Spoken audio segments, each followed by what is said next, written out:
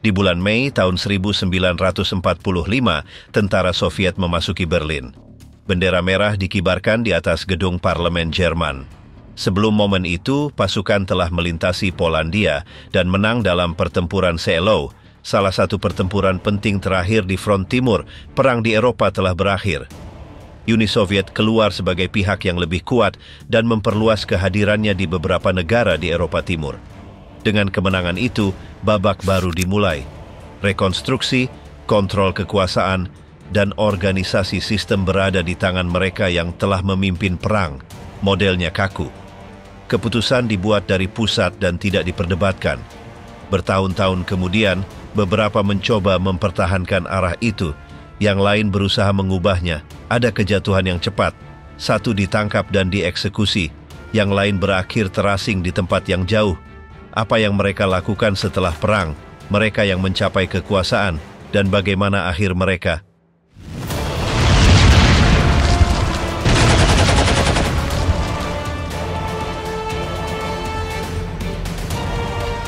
Stalin dari kepemimpinan perang menuju dominasi absolut.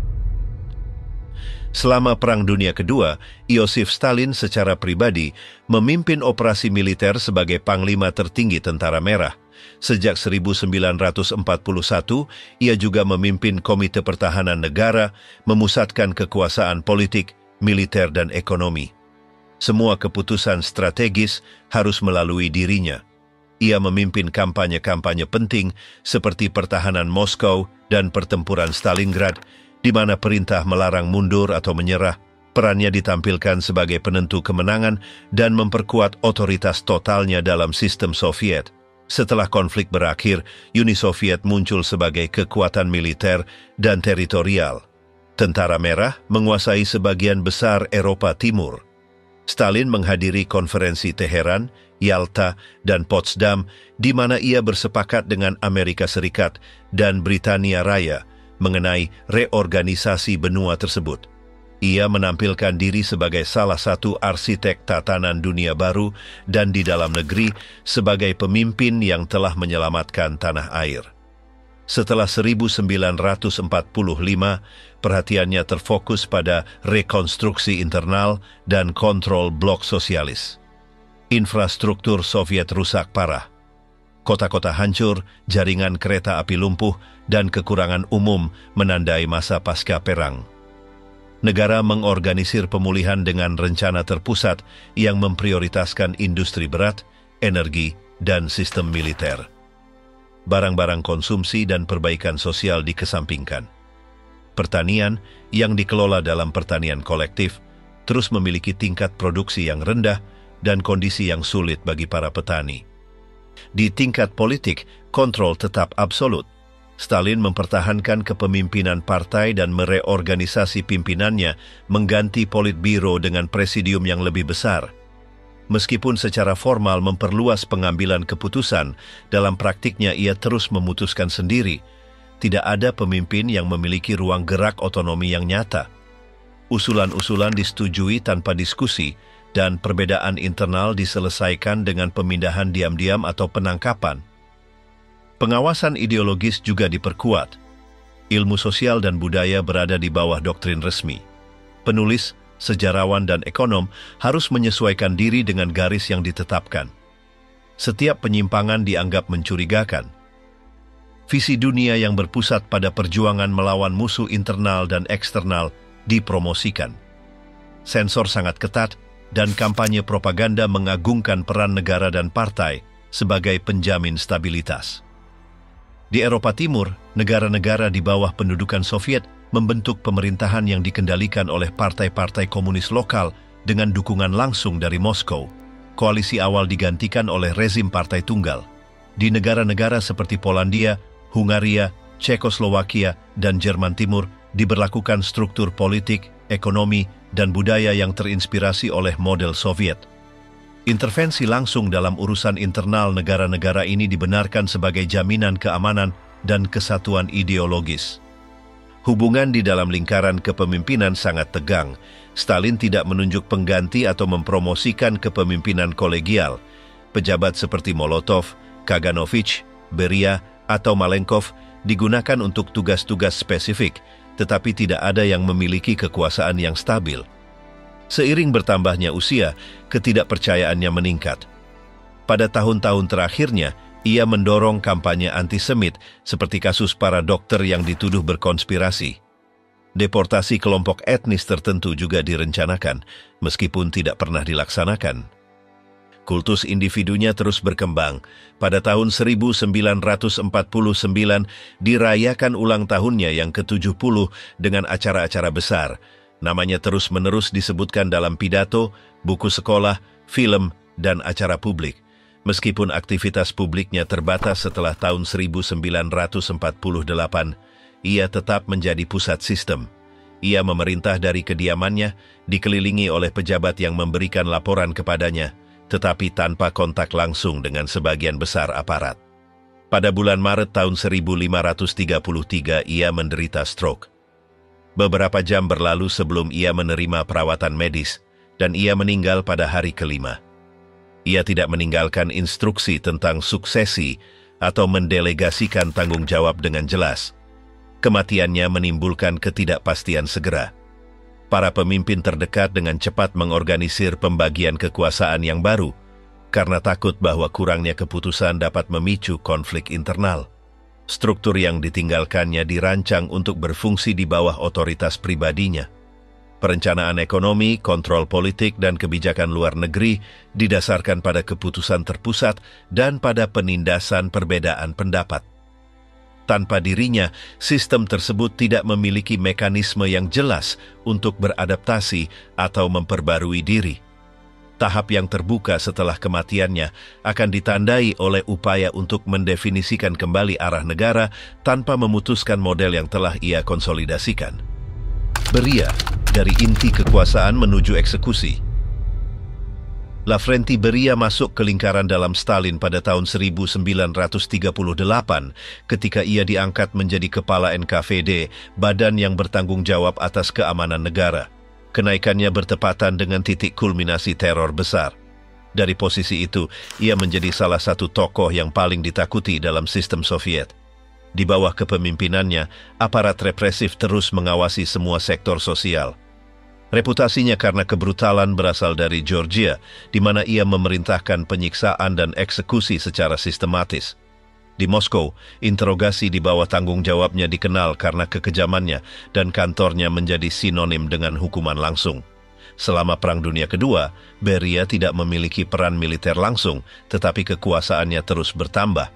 Ia bertanggung jawab atas keamanan internal, mengawasi deportasi massal minoritas yang dituduh berkolaborasi dengan musuh, dan menjaga disiplin melalui kontrol NKVD. Ia mengorganisir eksekusi perwira Polandia di Katyn pada tahun 1940 dan memimpin administrasi kamp-kamp Gulag, yang populasinya digunakan sebagai tenaga kerja selama perang.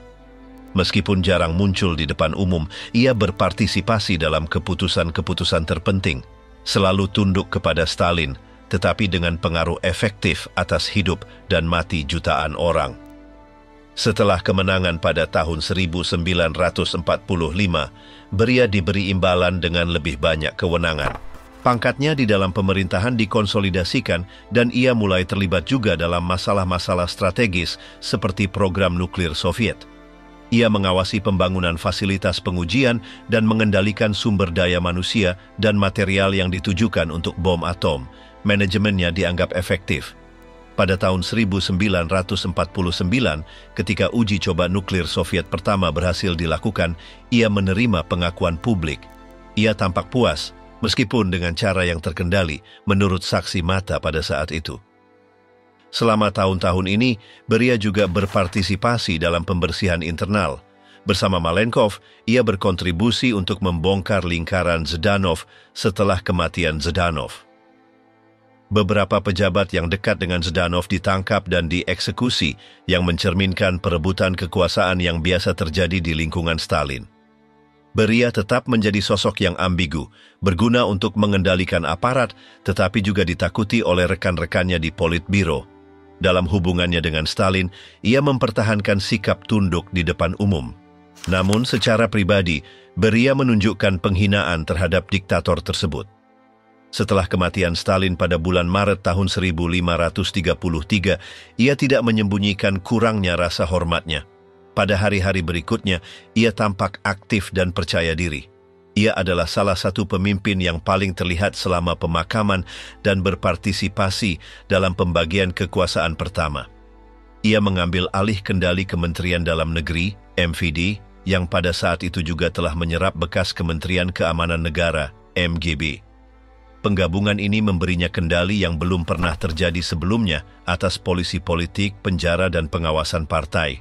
Dari posisi itu, ia mempromosikan reformasi segera. Ia membebaskan para dokter yang dituduh dalam apa yang disebut konspirasi jas putih dan mengumumkan secara publik bahwa bukti-buktinya palsu. Ia juga mengusulkan untuk meninjau persidangan-persidangan sebelumnya, memungkinkan pembebasan tahanan dari Gulag. Niatnya adalah mengurangi ketergantungan pada teror sebagai alat pemerintahan. Langkah-langkah ini mendapat dukungan awal dari beberapa sektor partai, tetapi menimbulkan kekhawatiran di sektor lain. Dalam kebijakan luar negeri, ia mengusulkan perubahan penting. Ia berbicara tentang melonggarkan kontrol atas negara-negara Eropa Timur, mempromosikan perlakuan yang lebih fleksibel dengan pemerintah-pemerintah komunis. Secara rahasia, ia bahkan memulihkan kontak dengan Yugoslavia yang pemutusannya dengan Stalin dianggap sebagai pengkhianatan. Selain itu, ia mengajukan konsesi kepada republik-republik non-Rusia di dalam USSR dengan tujuan meredakan ketegangan etnis. Tindakan-tindakan ini dipandang sebagai upaya untuk mendapatkan dukungan politik di luar aparat pusat. Terlepas dari gerakannya, Beria dianggap sebagai ancaman oleh rekan-rekannya. Dominasinya atas aparat keamanan membuatnya ditakuti. Dikatakan bahwa ia memiliki informasi yang memberatkan tentang semua anggota presidium yang dikumpulkan selama bertahun-tahun pengawasan. Khrushchev dan Malenkov mulai mengorganisir komplotan untuk melengsarkannya. Beria yang percaya diri tidak mengambil tindakan pencegahan. Pada bulan Juni tahun 1533, selama pertemuan presidium, ia ditangkap secara tiba-tiba. Khrushchev telah mengordinasikan operasi tersebut dengan Marsekal Zhukov yang bertanggung jawab atas pengerahan militer. Beria dibawa keluar dari Kremlin dengan mobil dan dipindahkan di bawah tahanan tentara. Penangkapannya diumumkan beberapa hari kemudian. Pada tanggal 2 Juli, dalam pertemuan Komite Sentral, kejahatan-kejahatannya diungkapkan, penyalahgunaan kekuasaan, penyimpangan ideologis, dan dalam tuduhan yang kurang kredibel, spionase untuk kepentingan Britania Raya. Tuduhan tersebut disetujui dengan suara bulat. Persidangan diadakan tertutup. Beria dihukum dan dieksekusi pada bulan Desember tahun yang sama. Dengan kejatuhannya, partai mereorganisir aparat keamanan. Pada tahun 1540, MVD dibagi kembali, menciptakan KGB sebagai institusi terpisah yang bertanggung jawab atas intelijen dan kontra-intelijen. Reformasi ini bertujuan mencegah satu orang mengumpulkan begitu banyak kekuasaan lagi. Kepemimpinan selanjutnya mencatat metode-metode yang memungkinkan kenaikan Beria dan berusaha mencegahnya terulang kembali. Sosok Beria merangkum kelebihan sistem Soviet di bawah Stalin.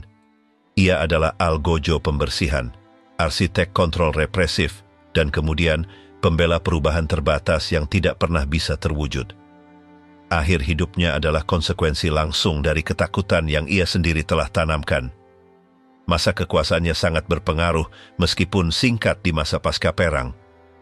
Setelah eksekusinya, namanya dihapus dari pidato-pidato resmi dan dihilangkan dari arsip publik. Selama beberapa dekade, ia tidak disebutkan secara resmi dalam sejarah Soviet. Malenkov, suksesor kilat dan kejatuhan politiknya. Georgi Malenkov adalah salah satu pemimpin yang paling menanjak di dalam sistem Stalin selama tahun-tahun perang dan pasca perang.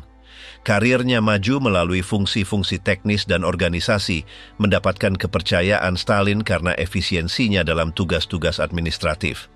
Selama Perang Dunia Kedua, ia berpartisipasi dalam koordinasi industri persenjataan dan dalam mobilisasi sumber daya manusia untuk Fronte. Meskipun bukan tokoh publik yang menonjol, pengaruhnya tumbuh diam-diam di badan-badan perencanaan dan di kantor-kantor pusat partai. Setelah konflik berakhir, Malenkov dimasukkan dalam lingkaran terdekat Stalin. Perannya semakin menonjol terutama setelah kematian Zhdanov pada tahun 1948. Bersama dengan Beria, ia mengorganisir pembersihan terhadap jaringan sekutu Zhdanov di Leningrad dan wilayah lainnya. Puluhan pejabat dieksekusi, termasuk anggota-anggota tinggi Politbiro. Episode ini memperkuat posisinya sebagai salah satu calon pewaris kepemimpinan Soviet. Pada tahun-tahun terakhir Stalin, Malenkov berada di depan laporan-laporan kunci dan ditunjuk untuk menyampaikan pidato-pidato penting yang menampilkannya sebagai juru bicara resminya. Pada Kongres Partai ke-19, pada tahun 1552, dialah yang membacakan laporan sentral atas nama Komite Sentral, sementara Stalin tetap diam. Ini ditafsirkan sebagai isyarat delegasi simbolis, namun tidak ada jaminan suksesi yang jelas. Konsentrasi kekuasaan di tangan Stalin menghalangi otonomi nyata para kolaboratornya yang harus membatasi diri untuk mematuhi perintah tanpa menyimpang dari garis resmi. Setelah kematian Stalin pada bulan Maret tahun 1953, Malenkov diangkat menjadi Ketua Dewan Menteri dan Sekretaris Komite Sentral yang secara formal menempatkannya sebagai kepala pemerintahan yang baru. Wakil-wakilnya adalah Beria dan Molotov. Sisa presidium mempertahankan struktur kolegial, tetapi Malenkov pada awalnya dianggap sebagai pemimpin terkuat. Dalam pemakaman Stalin, pidatonya adalah yang paling tenang dan politis, tanda bahwa ia berusaha memproyeksikan diri sebagai pemimpin kesinambungan, tetapi dengan nada yang kurang represif. Pada bulan-bulan pertama, ia mempromosikan citra perubahan terkendali. Ia menganjurkan kebijakan pengurangan pengeluaran militer, peningkatan produksi barang konsumsi, dan kebijakan luar negeri yang lebih hati-hati. Di Soviet tertinggi, ia mengajukan anggaran yang mengurangi pajak pertanian dan meningkatkan pembayaran kepada pertanian kolektif. Ia juga berusaha mendorong industri yang lebih berorientasi pada kebutuhan penduduk, berbeda dengan model produksi yang berpusat pada persenjataan yang telah mendominasi pada tahun-tahun sebelumnya. Namun, ide-ide ini mendapat perlawanan. Struktur partai dan aparat negara telah dibentuk oleh dekade prioritas sektor militer dan industri berat. Selain itu, di dalam presidium, tokoh-tokoh seperti Khrushchev mendorong proyek-proyek mereka sendiri, seperti eksploitasi tanah-tanah perawan, yang akhirnya menarik lebih banyak dukungan di antara kadet-kadet regional dan di antara sektor-sektor partai yang lebih konservatif dalam visi ekonominya. Kesalahan taktis melemahkan posisinya. Pada bulan Maret tahun 1530, ia mengundurkan diri dari jabatan Sekretaris Komite Sentral untuk berkonsentrasi pada perannya sebagai kepala pemerintahan. Keputusan ini memungkinkan Khrushchev mengambil alih kendali partai, sebuah kekuasaan yang segera terbukti lebih berpengaruh daripada kekuasaan Dewan Menteri itu sendiri. Meskipun Malenkov tetap menjadi pemimpin formal, kemampuannya untuk memutuskan kebijakan tanpa dukungan partai secara bertahap berkurang. Hubungan antara Malenkov dan Beria pada awalnya bersifat kolaborasi. Keduanya mendukung pembebasan para dokter yang dituduh dalam konspirasi jas putih dan menunjukkan dukungan untuk mengurangi peran represif aparat kepolisian. Namun, akumulasi kekuasaan Beria di Kementerian Dalam Negeri menimbulkan ketakutan di antara para pemimpin lainnya. Malenkov mendukung konspirasi yang didorong oleh Khrushchev yang berakhir dengan penangkapan Beria pada bulan Juni tahun 1533. Tindakan ini untuk sementara memperkuat posisinya di pemerintahan. Setelah episode itu, Malenkov secara singkat memperkuat pengaruhnya, tetapi kendali partai sudah berada di tangan Khrushchev yang mulai mengorganisir dukungan untuk melawannya. Sepanjang tahun 1954, otoritas Malenkov di presidium melemah. Pada bulan Februari tahun 1555, ia dipaksa mengundurkan diri dari jabatan Ketua Dewan Menteri, digantikan oleh Nikolai Bulganin, seorang sekutu Khrushchev.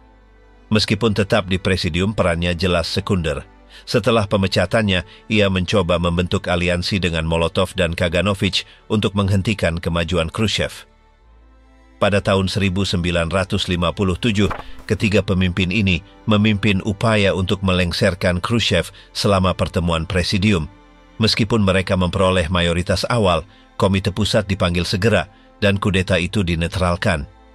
Khrushchev mengkonsolidasikan kekuasaannya dan ketiganya dikeluarkan dari presidium. Malenkov diturunkan ke posisi-posisi sekunder. Pada tahun-tahun berikutnya, ia diangkat menjadi direktur sebuah pembangkit listrik tenaga air di Kazakhstan. Ia tidak pernah lagi menduduki fungsi kepemimpinan tinggi di negara. Masa kekuasaannya singkat tetapi signifikan. Ia mewakili alternatif moderat dalam struktur Stalin, tetapi tidak memiliki kekuatan politik untuk memaksakan arah baru.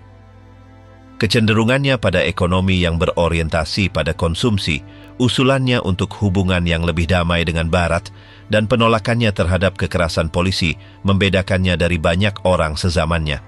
Namun, kelemahan organisasinya dan kurangnya karisma menghalanginya membangun basis dukungan yang langgeng di dalam partai. Molotov, dari pakta dengan Hitler hingga marginalisasi di era Khrushchev. Vyacheslav Molotov menjadi salah satu suara resmi Uni Soviet yang paling terlihat di panggung internasional. Sebagai komisaris urusan luar negeri, ia memimpin negosiasi-negosiasi kunci dengan kekuatan-kekuatan Barat dan mewakili Kremlin pada momen-momen krusial politik global. Ia adalah tokoh sentral dalam penandatanganan Pakta Non-Agresi dengan Jerman Nazi pada tahun 1939 dan selama perang, ia tetap menjadi negosiator dan juru bicara dalam konferensi-konferensi diplomatik dengan sekutu. Trajektorinya yang dimulai sejak tahun-tahun awal rezim memposisikannya sebagai salah satu kolaborator Stalin yang paling setia. Selama Perang Dunia Kedua, ia mempertahankan posisi terkemuka di Komite Pertahanan Negara. Ia berpartisipasi dalam keputusan-keputusan strategis bersama Stalin, Malenkov, dan para komandan tinggi lainnya. Ia bertanggung jawab untuk menandatangani perjanjian-perjanjian internasional, mengkoordinasikan misi-misi diplomatik, dan menjaga hubungan dengan sekutu. Ia melakukan perjalanan ke London dan Washington, mewakili Kremlin dalam konferensi-konferensi kunci. Gaya kaku dan bahasa disiplinnya membuatnya menjadi negosiator yang sulit, tetapi efektif dalam kerangka diplomasi Soviet. Setelah perang berakhir, ia melanjutkan jabatannya sebagai komisaris urusan luar negeri.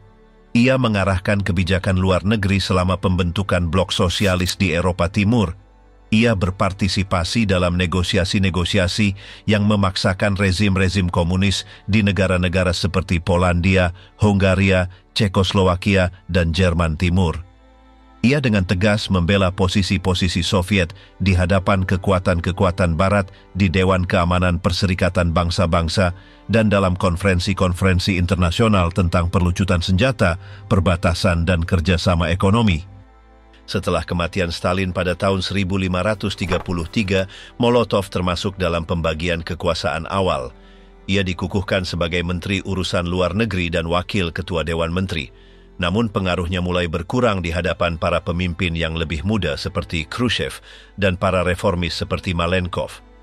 Meskipun ia tetap berada di puncak, perannya lebih konservatif dan seringkali menentang usulan-usulan perubahan yang muncul dalam perdebatan-perdebatan di presidium.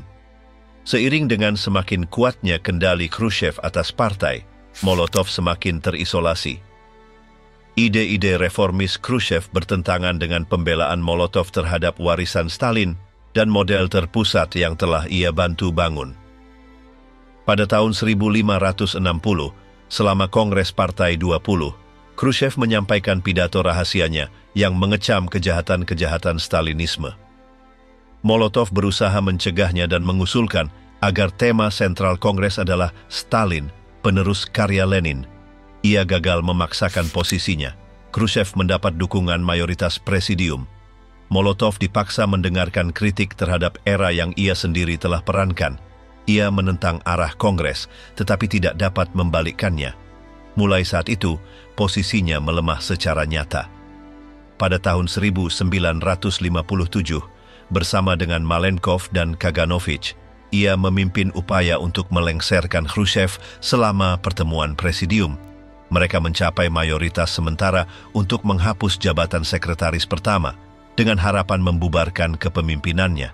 Tetapi Khrushchev memobilisasi dukungan Komite Sentral, memindahkan anggotanya ke Moskow dalam tindakan yang dikoordinasikan dengan Marsekal Zhukov.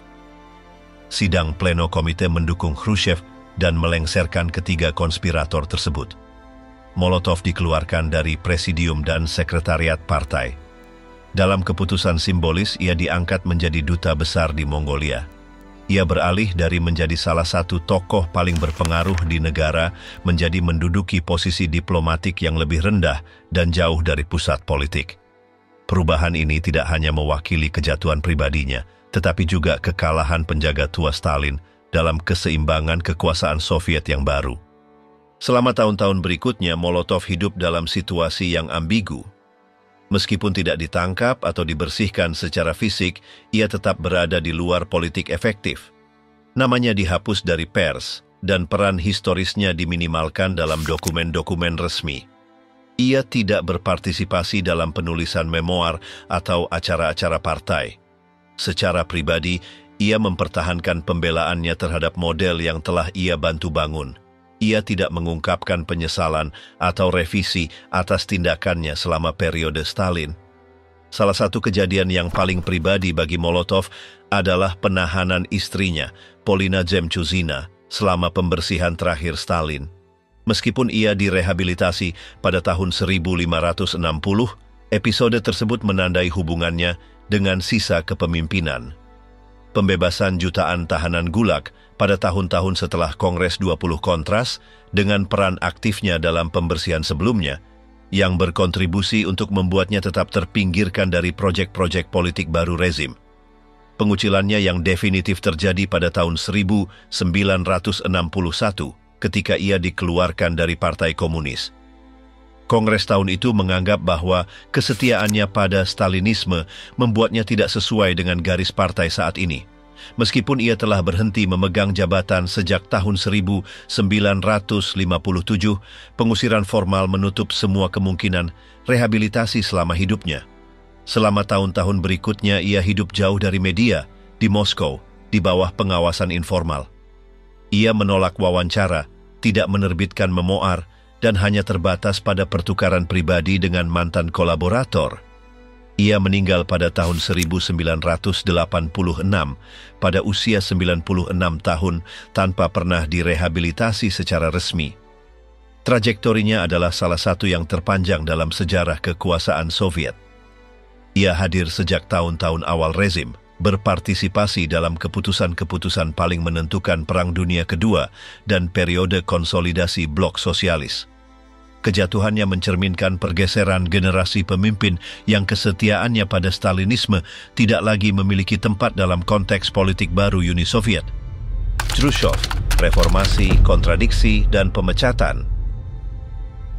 Nikita Khrushchev adalah salah satu pemimpin Soviet paling menonjol setelah kematian Stalin. Karier politiknya telah dimulai beberapa dekade sebelumnya dengan partisipasi dalam gerakan buruh selama Perang Dunia Pertama dan militansi Bolshevik sejak tahun 1918. Ia naik dalam struktur partai setelah belajar di Akademi Industri Moskow dan pada tahun 30-an ia mengukuhkan diri sebagai tokoh kunci di Ukraina dan Moskow. Selama teror besar, ia mendukung pembersihan meskipun juga menunjukkan efisiensi administratif. Dalam Perang Dunia Kedua, ia menjadi komisaris politik di Front Selatan, berpartisipasi dalam pertahanan Stalingrad dan kampanye lainnya. Sekembalinya ke Moskow, Stalin mengangkatnya menjadi sekretaris Komite Sentral pada tahun 1949, berusaha menyeimbangkan posisi Malenkov dan kader partai lainnya. Penunjukan ini mendekatkannya ke inti kekuasaan pada tahun-tahun terakhir Stalin. Setelah kematiannya, Khrushchev diangkat menjadi sekretaris pertama Partai Komunis, meskipun awalnya dalam struktur kolegial bersama Malenkov, Beria, dan Molotov. Secara bertahap, ia mengkonsolidasikan posisinya, bermanuver untuk melemahkan para rivalnya. Ia berpartisipasi aktif dalam penangkapan Beria pada bulan Juni tahun 1533, tindakan yang menandai penegasannya di dalam aparat politik. Sejak awal, Khrushchev bertaruh pada pembaruan sistem tanpa meninggalkan dasar-dasar partai tunggal. Proyek besarnya yang pertama adalah kampanye penanaman tanah perawan di Kazakhstan dan Siberia yang memobilisasi jutaan orang. Hasil awalnya adalah peningkatan produksi sereal, meskipun tidak akan berkelanjutan dalam jangka panjang. Secara paralel, Ia mempromosikan reorganisasi administratif yang memecah kementerian-kementerian pusat dan mentransfer fungsi ke Dewan Ekonomi Regional, berusaha untuk mendinamisasi manajemen ekonomi. Salah satu tindakannya yang paling signifikan adalah pidato rahasia tahun 1956 pada Kongres Partai 20. Di sana ia mengecam kejahatan Stalin, mengkritik kultus individu, dan mengakui adanya pelanggaran yang meluas. Tindakan ini merupakan titik balik dalam politik Soviet. Di tingkat domestik, hal itu menyebabkan kegemparan. Di tingkat internasional, hal itu melemahkan kohesi blok sosialis. Di Polandia dan Hungaria terjadi protes, dan penindasan berikutnya menunjukkan bahwa batas-batas perubahan tetap dikendalikan oleh Kremlin. Meskipun mengecam Stalinisme, Khrushchev mempertahankan unsur-unsur sistem sebelumnya. Ia memperkuat peran partai sebagai pembimbing negara dan mempertahankan struktur perencanaan terpusat. Dalam bidang ekonomi, ia menggabungkan reformasi teknis dengan kampanye voluntaris. Dalam bidang pertanian, ia mendorong perluasan kolkhoz, pembentukan sovkhoz, dan pengurangan lahan pribadi. Antara tahun 1550 dan 1660, produksi gandum meningkat ulegyogi. Begitu juga dengan produksi susu dan daging. Namun model tersebut terus bergantung pada keputusan politik daripada efisiensi struktural. Dalam kebijakan luar negeri, ia berusaha mengurangi ketegangan dengan Barat. Ia bertemu dengan Eisenhower dan kemudian dengan Kennedy, membela koeksistensi damai. Namun, gayanya yang tidak terduga menimbulkan ketidakpastian. Selama krisis rudal Kuba pada tahun 1962, ia memutuskan untuk menarik persenjataan Soviet tanpa berkonsultasi dengan presidium, yang ditafsirkan sebagai kemunduran. Meskipun menghindari konflik nuklir, penanganannya yang sepihak terhadap episode tersebut mengikis otoritasnya di antara para pemimpin partai. Secara internal, ia berusaha mereformasi aparat partai. Pada tahun 1961, ia memberlakukan batasan waktu untuk jabatan, sebuah tindakan yang meresahkan banyak kader menengah. Ia juga membagi komite-komite regional menjadi cabang-cabang terpisah untuk pertanian dan industri yang menimbulkan duplikasi administratif.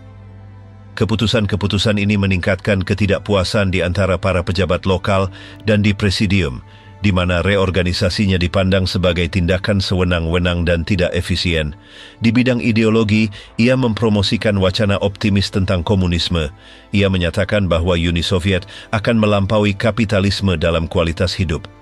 Pembangunan perumahan secara besar-besaran, ekspansi konsumsi, dan peningkatan pangan tampaknya mengkonfirmasinya. Namun, ketidakseimbangan struktural tidak menghilang. Industri berat tetap menjadi prioritas, dan reformasi tidak berhasil mengubah pola investasi rezim. Pada tahun 1963, panen yang buruk memaksa impor gandum yang menunjukkan batas-batas model pertaniannya. Khrushchev juga berdampak pada kehidupan budaya. Publikasi karya-karya kritis seperti Satu Hari dalam Kehidupan Ivan Denisovich, karya Solzhenitsyn, diizinkan. Ada periode singkat keterbukaan dalam sastra, film, dan musik. Namun, ketika penulis tertentu melampaui batas yang ditentukan oleh partai, pembatasan kembali diberlakukan. Sensor diaktifkan kembali meskipun tidak seberat pada masa Stalin. Gaya pribadinya menyebabkan perpecahan. Ia menggabungkan antusiasme populis dengan keputusan yang tiba-tiba. Ia secara langsung campur tangan dalam masalah-masalah teknis, mengabaikan para ahli. Di Perserikatan Bangsa-Bangsa, ia menyela pidato dengan memukul meja dengan sepatu yang memperkuat citranya sebagai pemimpin yang tidak terduga. Pada saat yang sama, ia mengumpulkan jabatan dan mencari pengakuan pribadi, meskipun telah mengkritik kultus individu. Sosoknya muncul setiap hari di pers, dan lingkungan keluarganya menerima keuntungan politik, seperti penunjukan menantunya sebagai kepala Izvestia. Pada bulan Oktober tahun 1644, ia diberhentikan oleh Presidium Komite Sentral sendiri. Para penentangnya, yang dipimpin oleh Brezhnev, Suslov, dan Kosygin, berargumen bahwa manajemennya tidak menentu. Pemecatan itu diorganisir secara diam-diam. Sekembalinya dari liburan, ia dibawa ke pertemuan di mana ia diminta untuk mengundurkan diri. Ia menerima tanpa perlawanan, menyadari bahwa siklusnya telah berakhir. Ia diizinkan untuk pensiun dan tinggal di Moskow hingga kematiannya pada tahun 1971, jauh dari semua kegiatan politik. Brezhnev, stabilitas, stagnasi, dan kemunduran. Leonid Brezhnev naik dalam politik Soviet sebagai bagian dari generasi pasca Perang Saudara. Lahir pada tahun 1906 di keluarga pekerja Rusia di Ukraina, ia bergabung dengan Partai Komunis pada tahun 30-an, menonjol karena disiplin dan kemampuannya beradaptasi. Kenaikannya terkonsolidasi selama Perang Dunia Kedua, di mana ia bertugas sebagai komisaris politik di front selatan dan Ukraina. Setelah konflik, hubungannya dengan Khrushchev menguntungkannya dan ia dipromosikan ke posisi-posisi kunci di Moldavia dan kemudian di aparat pusat partai. Pada tahun 1964, ia berpartisipasi dalam pemecatan Nikita Khrushchev. Ia ditunjuk sebagai sekretaris pertama Partai Komunis, jabatan yang kemudian diubah namanya menjadi sekretaris jenderal. Ia berbagi kekuasaan dengan para pemimpin lain seperti Kosygin dan Podgorny dalam struktur kolektif, tetapi seiring waktu, ia menjadi tokoh sentral. Tujuan awalnya adalah memulihkan ketertiban administratif setelah gejolak tahun-tahun sebelumnya. Ia membalikkan beberapa reformasi Khrushchev, memulihkan kementerian-kementerian pusat, dan meninggalkan pembagian sektoral di komite-komite partai. Di bidang ekonomi, ia mendukung kesinambungan, meskipun ia mengizinkan Kosygin untuk mendorong beberapa reformasi yang berorientasi pada desentralisasi, ia memblokir setiap upaya untuk mengubah dasar-dasar perencanaan terpusat. Pertumbuhan awal pertanian dan industri antara tahun 1965 dan 1970 memperkuat otoritasnya. Namun, dinamisme awal secara progresif mengalami stagnasi. Pada dekade 1970, produktivitas menurun, inovasi teknologi terbatas, dan birokrasi menjadi lebih kaku. Investasi besar-besaran tidak menghasilkan hasil yang proporsional. Meskipun demikian, kebijakan kesejahteraan relatif tetap dipertahankan, upah real ditingkatkan, pembangunan perumahan dipromosikan, dan layanan sosial diperluas. Pada tahun 1980, akses ke peralatan rumah tangga dan barang-barang pokok telah meningkat dibandingkan tahun 50-an. Namun, ketidakseimbangan struktural tetap ada. Pertanian terus bergantung pada subsidi besar-besaran dan Uni Soviet menjadi pengimpor gandum biasa. Sistem ekonomi sangat bergantung pada pendapatan ekspor hidrokarbon yang kenaikan harganya pada tahun 70-an menghindari krisis fiskal yang lebih besar. Dalam kebijakan luar negeri, Brezhnev berusaha mempertahankan prestis internasional Soviet. Ia mempromosikan détente dengan Amerika Serikat, menandatangani perjanjian pembatasan senjata dengan Nixon dan Carter. Ia melakukan perjalanan ke Washington dan menerima para pemimpin Barat di Moskow. Pada saat yang sama, ia secara aktif mendukung gerakan-gerakan revolusioner di Asia, Afrika, dan Amerika Latin, serta meningkatkan kerja sama militer dengan sekutu seperti Kuba dan Vietnam. Pada tahun 1979, invasi Afghanistan menandai perubahan dalam kebijakan ini, memicu krisis berkepanjangan yang memperburuk hubungan dengan Barat dan mempertegas ketegangan internal. Manajemen budaya Brezhnev menggabungkan represi selektif dengan toleransi terbatas. Meskipun batas-batas kritik tertentu diizinkan dalam bentuk moderat, karya-karya yang mempertanyakan sistem atau masa lalu Stalin disensor. Represi terhadap para pembangkang seperti Andrei Sakharov atau Alexander Solzhenitsyn adalah konstan. Sistem samizdat menjadi jalur bawah tanah untuk sirkulasi ide dan literatur tidak resmi. Pengawasan politik dan otosensor mendominasi kehidupan intelektual Soviet pada tahap ini. Struktur kekuasaan di bawah Brezhnev berubah menjadi gerontokrasi. Usia rata-rata Politbiro meningkat secara progresif dan pembaruan generasi diblokir. Aparat partai dipenuhi oleh para pejabat yang dipromosikan oleh Brezhnev sejak tahun-tahunnya di Dnepropetrovsk, menciptakan jaringan yang loyal tetapi kurang inovatif. Keputusan-keputusan penting diambil berdasarkan konsensus, menghindari konflik terbuka, tetapi juga menghalangi reformasi substansial. Stabilitas ini ditafsirkan sebagai imobilisme oleh banyak sektor internal negara. Di bidang pribadi, Brezhnev mengembangkan citra pemimpin yang ramah, meskipun ia juga mengumpulkan hak-hak istimewa pribadi. Ia mengizinkan nepotisme di dalam lingkungan keluarganya dan mentolerir tingkat korupsi yang tinggi di lingkaran kekuasaan. Kesehatannya memburuk parah pada tahun 80. Ia menderita berbagai penyakit, terus-menerus minum obat, dan membutuhkan perawatan medis permanen. Meskipun demikian, ia tetap menjabat, didukung oleh lingkungan yang takut akan efek politik dari pengunduran dirinya. Kelembaman sistem mencegah persiapan transisi yang teratur. Antara tahun 1980 dan 1982, partisipasinya dalam urusan publik berkurang secara signifikan. Penampilannya sporadis dan komunikasinya terbatas. Keputusan-keputusan praktis diambil oleh tokoh-tokoh seperti Ustinov, Andropov, Gromyko, dan Chernenko dalam kepemimpinan kolegial tidak resmi. Tidak adanya kepemimpinan yang efektif meningkatkan disorganisasi. Pada saat yang sama, laporan tentang skandal korupsi di keluarganya mulai beredar, dipromosikan oleh para rival politik seperti Andropov dari KGB. Brezhnev meninggal pada tanggal 10 November tahun 1982. Pemakamannya formal, tanpa menunjukkan kesedihan emosional di depan umum dari pihak elit. Meskipun ia diberi penghormatan resmi, kepergiannya dipandang sebagai pembebasan oleh banyak pemimpin partai. Ia dimakamkan di Lapangan Merah dengan seragam marsekal dan semua medali kehormatannya.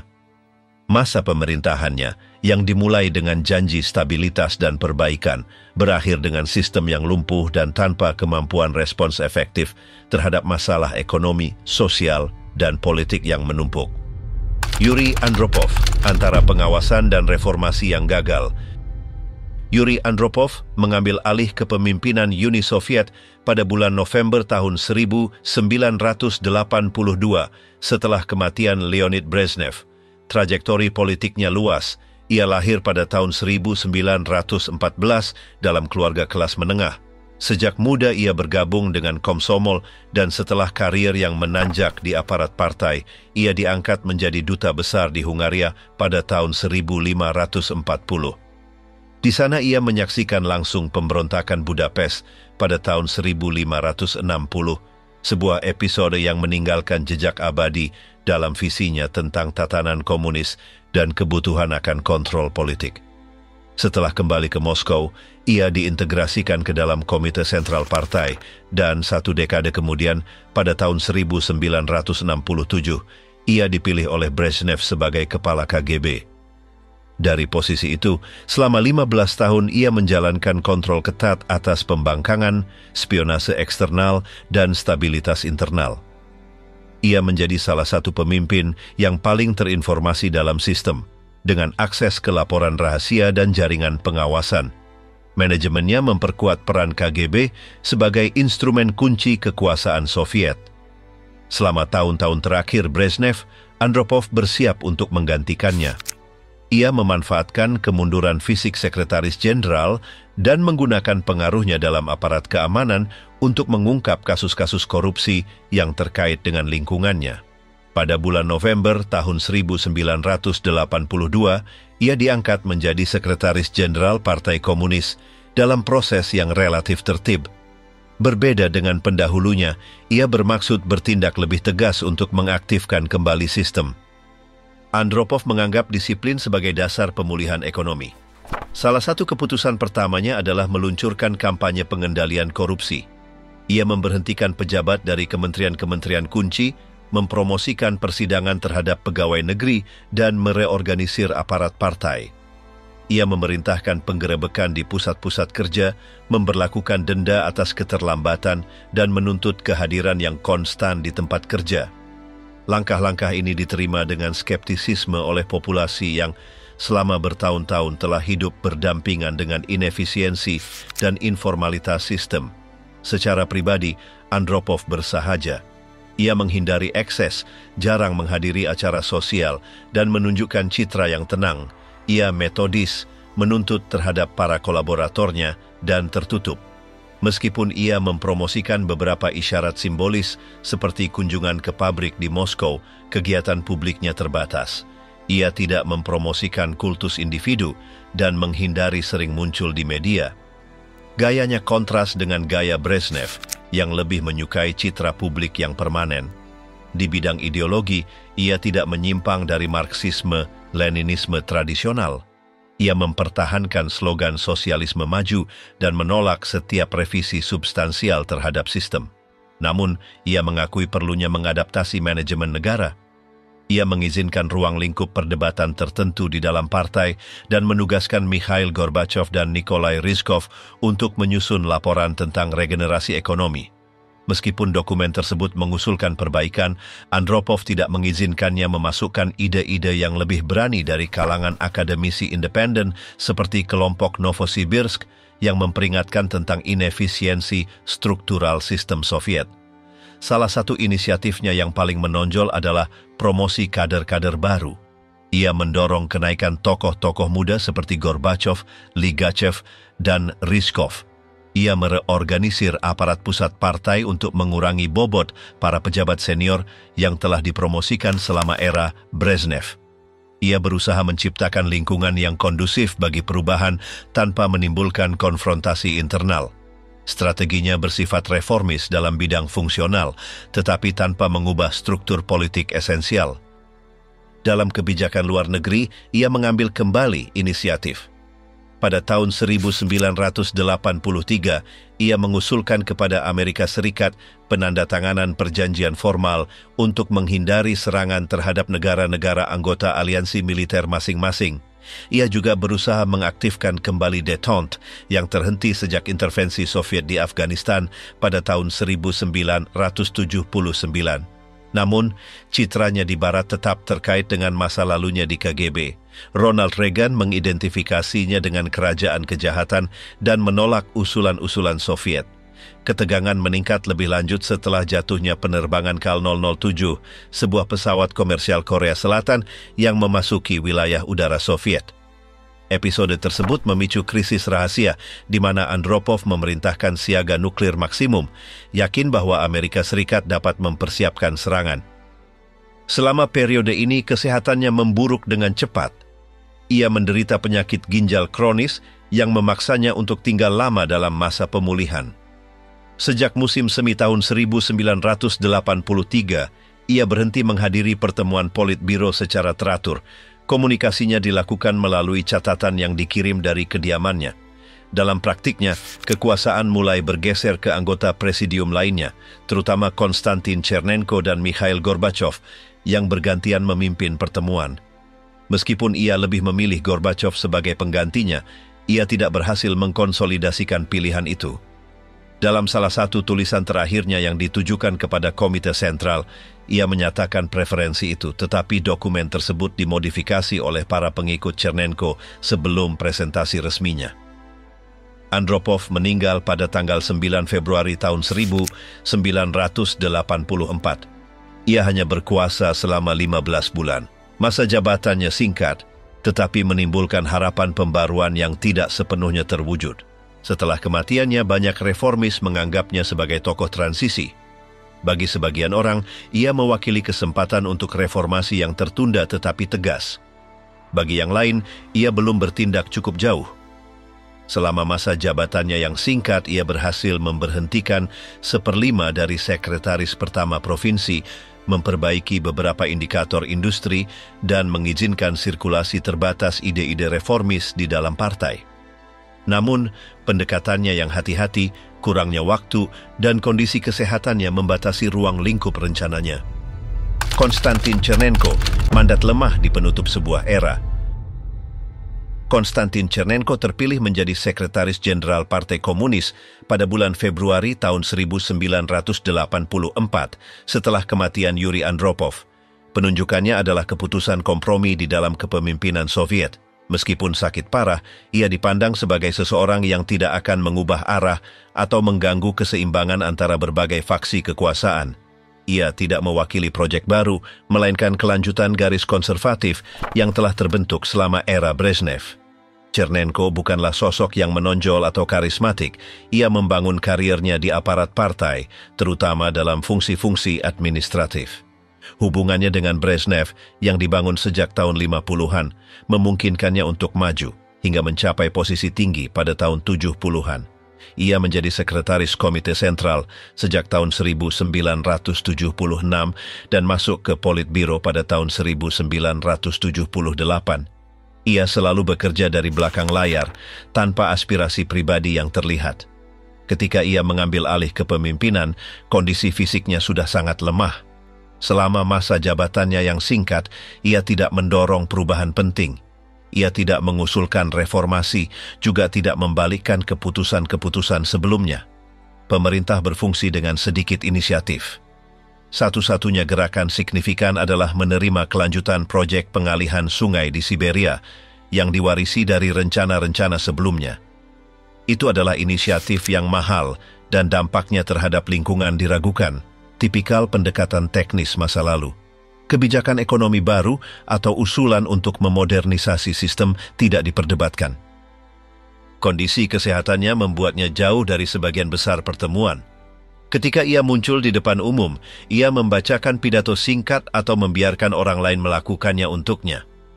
Keputusan-keputusan penting diambil secara kolektif atau ditunda. Masalah-masalah negara terus menumpuk. Hasil pertanian yang rendah, industri yang tidak efisien, kurangnya inovasi dan ketidakpuasan sosial. Tidak satu pun dari itu ditangani secara aktif oleh kepemimpinan baru. Dalam konteks itu, para pemimpin lain mulai mendapatkan ruang. Mikhail Gorbachev, yang telah dipromosikan oleh Andropov, mulai mengkoordinasikan pertemuan-pertemuan sekretariat dan politbiro ketika Chernenko tidak dapat hadir. Dengan citra yang lebih muda dan usulan-usulan untuk meninjau manajemen ekonomi, ia menjadi sosok yang terlihat di dalam aparat. Tanpa melanggar aturan, ia mulai membangun dukungan tanpa berhadapan langsung dengan sekretaris jenderal. Di dalam kelompok kepemimpinan, tidak ada konsensus tentang suksesi. Beberapa, seperti Viktor Grishin dan Grigori Romanov, mencoba memposisikan diri sebagai pewaris, bahkan dengan tindakan publik yang dirancang untuk mendapatkan perhatian. Namun, tidak satupun dari mereka berhasil mengumpulkan dukungan yang cukup. Citra Chernenko berfungsi untuk menjaga keseimbangan, meskipun semua orang tahu bahwa kepemimpinannya bersifat sementara dan tidak dapat diperpanjang lebih lama lagi. Komite Sentral juga tidak menunjukkan antusiasme atas pemilihannya. Ketika ia diratifikasi dalam jabatannya, reaksinya dingin. Tidak ada tepuk tangan meriah, tidak ada pidato dukungan yang panjang. Mayoritas memahami bahwa itu adalah solusi sementara untuk menghindari perselisihan internal. Faktanya, negara itu terus tanpa arah yang jelas pada saat ketegangan ekonomi dan sosial membutuhkan keputusan mendesak. Sementara itu, draft usulan ekonomi yang telah ditugaskan Andropov terus beredar di antara para penasihat. Beberapa pemimpin yang lebih muda, seperti Ryzhkov dan Ligachov, menggunakannya sebagai dasar untuk membahas penyesuaian yang mungkin dalam sistem manajemen. Belum ada pembicaraan tentang reformasi mendalam, tetapi agenda internal dengan ide-ide yang berbeda dari tradisional mulai dibangun. Kesehatan Chernenko memburuk dengan cepat. Ia menghabiskan waktu yang lama untuk perawatan dan tidak dapat mempertahankan aktivitas rutin. Pada awal tahun 1985, penampilannya hampir nihil. Keputusan diambil atas namanya, tetapi di bawah kepemimpinan praktis orang lain. Berjalannya pemerintahan bergantung pada kesepakatan informal antara anggota Politbiro yang paling aktif, terutama Gorbachev, yang memimpin beberapa sesi selama ketidakhadirannya. Ia meninggal pada tanggal 10 Maret tahun 1985. Kematiannya tidak menimbulkan kejutan. Pemakamannya sederhana, tanpa menunjukkan emosi yang besar. Ia menjabat selama lebih dari 1 tahun, tanpa meninggalkan keputusan penting atau usulan baru. Ia adalah pemimpin terakhir yang terhubung langsung dengan generasi Brezhnev. Masa kekuasaannya menandai berakhirnya sebuah era yang telah berlangsung selama 2 dekade, ditandai oleh imobilitas dan preferensi untuk kontrol daripada transformasi. Suksesi diselesaikan dengan segera. Keesokan harinya Gorbachev terpilih sebagai sekretaris jenderal partai. Mikhail Gorbachev, reformasi, krisis, dan akhir Uni Soviet. Ia mengambil alih kepemimpinan Uni Soviet pada tanggal 11 Maret tahun 1985 setelah kematian Konstantin Chernenko. Ia adalah pemimpin termuda yang mencapai jabatan itu sejak Stalin. Ia lahir pada tahun 1931 dalam keluarga petani di Rusia Selatan. Ia menghabiskan masa mudanya di kolkhoz dan bekerja di ladang sebelum belajar hukum di Universitas Negeri Moskow. Sekembalinya ke Stavropol, ia mulai bekerja di aparat Komsomol, memulai karier politiknya. Pada tahun 70-an, ia dipromosikan ke posisi tinggi di partai, dan pada tahun 1980, ia masuk ke Politbiro. Sejak awal, Gorbachev menyatakan niatnya untuk memperbarui sistem Soviet. Selama bulan-bulan pertama, ia mempromosikan rotasi kader, menggantikan para pemimpin veteran dengan tokoh-tokoh yang lebih muda. Di bidang ekonomi, ia mendorong kampanye melawan korupsi dan berusaha meningkatkan produktivitas. Namun, ia segera menyadari bahwa langkah-langkah ini tidak cukup. Krisisnya bersifat struktural dan membutuhkan transformasi yang lebih mendalam. Pada tahun 1986, ia meluncurkan dua konsep kunci, perestroika dan glasnost. Yang pertama berarti restrukturisasi dan mengacu pada reformasi sistem ekonomi dan administrasi. Yang kedua diterjemahkan sebagai keterbukaan, menyiratkan mengizinkan ruang lingkup kebebasan berekspresi dan kritik yang lebih besar. Sejak saat itu, sensor dikurangi dan perdebatan publik muncul di media, universitas, dan lembaga budaya. Gorbachev tidak berusaha menghancurkan sistem Soviet. Tujuannya adalah untuk mengadaptasinya dengan kondisi baru. Ia ingin mempertahankan Partai Komunis, tetapi dengan praktik-praktik baru. Ia mendukung undang-undang yang memungkinkan pembentukan koperasi swasta dan otonomi tertentu dalam perusahaan-perusahaan negara. Ia juga mempromosikan pemilihan internal di Soviet dengan lebih dari satu kandidat per jabatan, sesuatu yang tidak terjadi sejak tahun-tahun awal rezim. Reformasi tidak diterima dengan baik oleh semua orang. Banyak anggota aparat takut kehilangan hak istimewa mereka. Pada tahun 1987, beberapa sekutu Gorbachev di dalam Politbiro mulai menjauhkan diri. Meskipun demikian, ia terus maju. Ia mengizinkan kembalinya pembangkang Andrei Sakharov dan mendukung publikasi buku-buku kritis tentang masa lalu Soviet. Pada tahun 1988, pengaruhnya di Komite Sentral terkonsolidasi dan ia terpilih sebagai ketua Soviet tertinggi. Dalam kebijakan luar negeri, Gorbachev bertemu dengan para presiden Reagan dan Bush. Ia secara sepihak mengurangi ukuran tentara Soviet dan menarik pasukan dari Afghanistan. Ia menyatakan bahwa negara-negara Pakta Warsawa dapat memilih pemerintahan mereka sendiri tanpa campur tangan Moskow. Keputusan ini menandai awal keruntuhan rezim-rezim komunis di Eropa Timur. Pada tahun 1989, tembok Berlin runtuh dan tak lama kemudian pemerintahan-pemerintahan komunis digantikan di hampir semua negara blok tersebut. Meskipun Gorbachev tidak secara langsung mempromosikan perubahan-perubahan ini, ia tidak menghalanginya. Kebijakannya memfasilitasi jalan keluar tanpa kekerasan dari komunisme di Eropa. Sikap ini dirayakan di Barat.